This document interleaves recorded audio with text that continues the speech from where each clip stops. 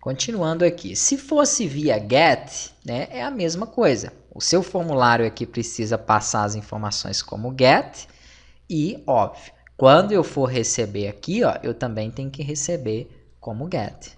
Vamos testar? Vou salvar.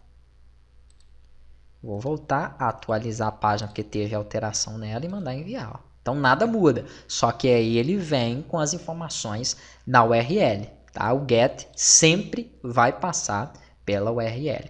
Esse tipo de conteúdo eu particularmente gosto de passar como post. Vou estar aqui então utilizando o post para nós podermos recuperar essas informações. Se eu tenho então o nome aqui recuperado, né? Qualquer um dos campos que eu tenho lá dentro recuperado, eu posso já começar a trabalhar com isso e executar um envio ou armazenar isso em um banco de dados, fazer o que eu quiser a partir da captura daqueles dados. Uma coisa que acontece muito é quando você passa um campo indefinido. Por exemplo, em vez de nome, eu vou passar aqui, ó, nome. Vamos supor que eu digitei errado. Tá? Ele sempre vai te dar um erro falando que aquela informação está indefinida, aquele campo ou aquela variável. Então, assim que eu tento executar, ele dá um erro undefined. Ele fala que a chave que eu tenho ali, nomes, não foi encontrada, ela está indefinida na linha 2. Então, muito cuidado e muita atenção a esse tipo de erro. Se ele deu indefinido, é porque em algum momento ou você não criou, né, ou você nomeou de forma incorreta. Tá?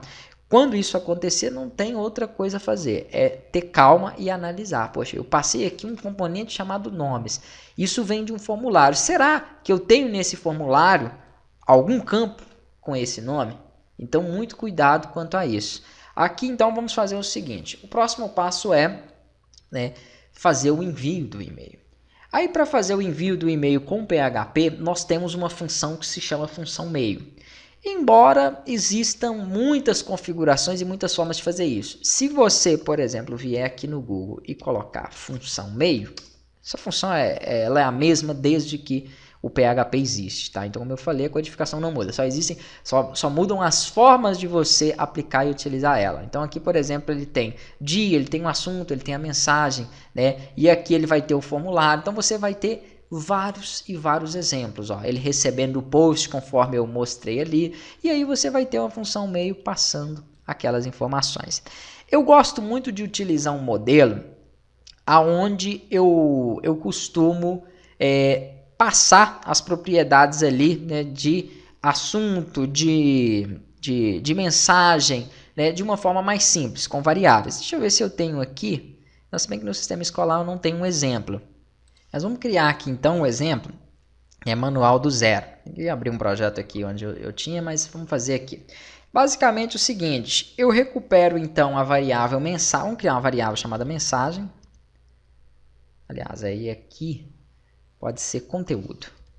Conteúdo. Beleza, porque mensagem eu já tenho, eu não posso criar duas variáveis com o mesmo nome.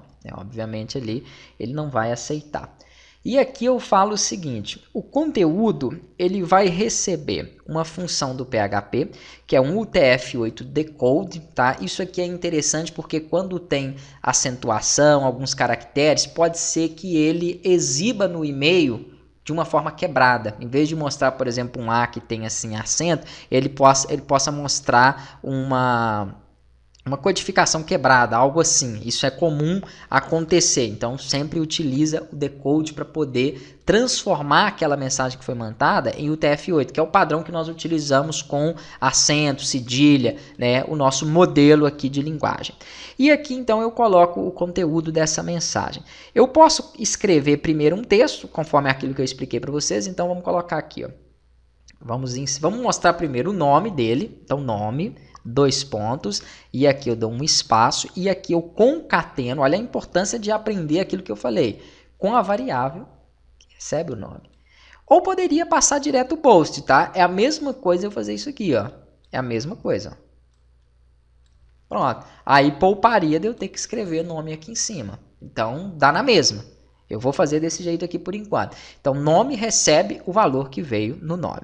Aí depois eu quero quebrar uma linha. Isso muda um pouco agora quando você trabalha com envio de e-mail. Eu não posso colocar direto aqui um BR, que é a quebra de linha na página. Eu tenho que lembrar que essa informação aqui, esse conteúdo, ele vai ser exibido dentro do servidor de e-mail. Então você tem lá um Hotmail, um Yahoo ou um domínio próprio, né? Ele vai ser exibido lá. Para você não ter nenhum tipo de problema, você vai utilizar aqui, ó, o /R/N.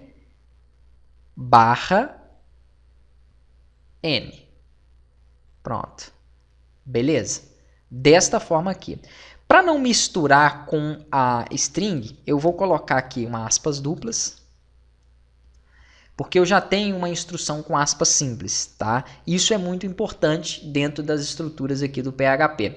Quando você começar com uma variável, uma string e quiser passar outra informação interna, você tem que fazer desse jeito. Isso vai ser muito específico aqui no e-mail. Então isso é para dar uma quebra de linha no e-mail, não na página. Na página nós temos o BR que funcionaria, no e-mail não, aí é diferente. Ah, eu quero uma só, não, eu quero duas. Então eu pego aqui, ó, e copio de novo, que aí ele dá um espaço um pouco maior, beleza? Aí eu quero o próximo campo, que é telefone, então eu coloco o ponto e continuo concatenando.